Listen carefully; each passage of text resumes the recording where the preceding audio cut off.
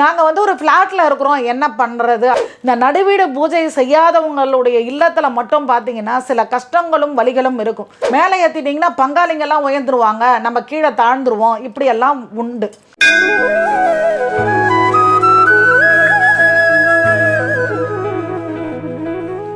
அனைவரும் சர்வகடாட்சம் பெருக.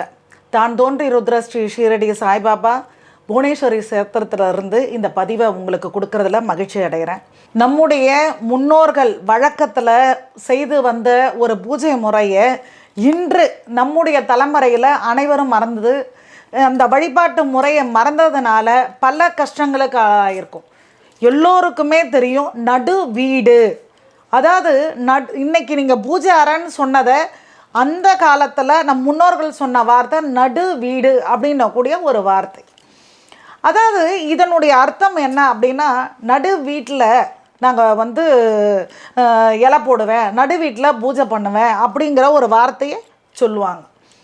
இந்த நடு வீடு அப்படிங்கிறதுல பார்த்தீங்கன்னா அவங்க குல வழக்கப்படி ஒரு அதாவது வந்து பார்த்தீங்க அப்படின்னா மஞ்சளையும் சந்தனத்தையும் சேர்த்து நன்றாக பூசி அவங்க வழக்க பிரகாரம் அந்த பொட்டுகளை வைப்பாங்க. 3 குங்குமத்தில் பட்டையோ பட்டை வைத்து அதில் வந்து குங்குமங்கள் வைத்து மேலே வந்து பார்த்திங்கன்னா விபூதி காரங்க அப்படின்னா விபூதி பட்டை போடுவாங்க, நாமக்காரங்கன்னா நாமத்தை போடுவார்கள், இதை வைப்பாங்க.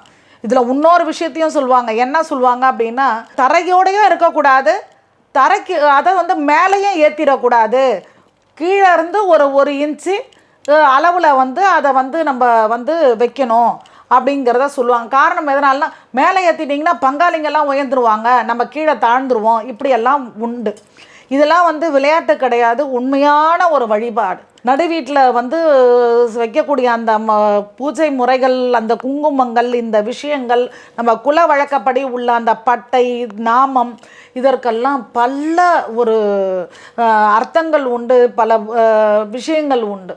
இன்றைக்கி அது மறந்து போச்சு. சரி, நீங்கள் கேட்கலாம், அம்மா நாங்கள் இப்போ வந்து ஒரு ஃப்ளாட்டில் இருக்கிறோம், ஒரு வீடை நாங்கள் கட்டுறோம், இல்லை வந்து வீடை வாங்குகிறோம் அப்படின்னா ஒரு பூஜை அறையில் நடு வீடு வச்சு கும்பிடலாம்.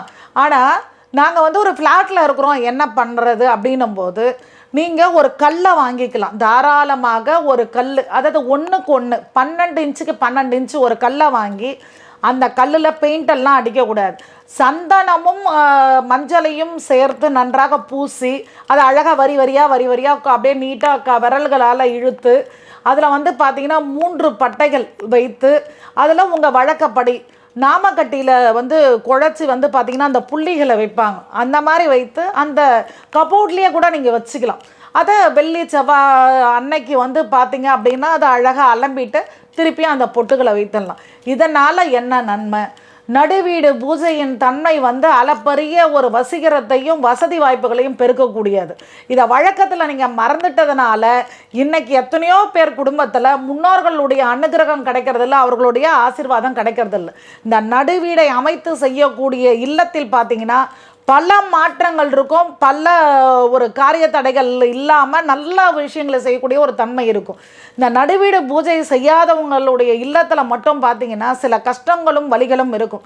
தயவு கூர்ந்து சொன்ன முறையில் உங்ககிட்ட வந்து அதற்கு உண்டான ஒரு வசதி வாய்ப்புகள் இல்லை அப்படின்னும் போது, அமைப்புகள் இல்லைன்னும் போது நான் சொன்ன அந்த கல்லை வாங்கி உங்கள் குல வழக்கப்படி இந்த நடுவீடை அமைத்து நீங்கள் பூஜை செய்தீங்கன்னா கண்டிப்பாக உங்கள் காரிய தடைகள் விலகிடும்.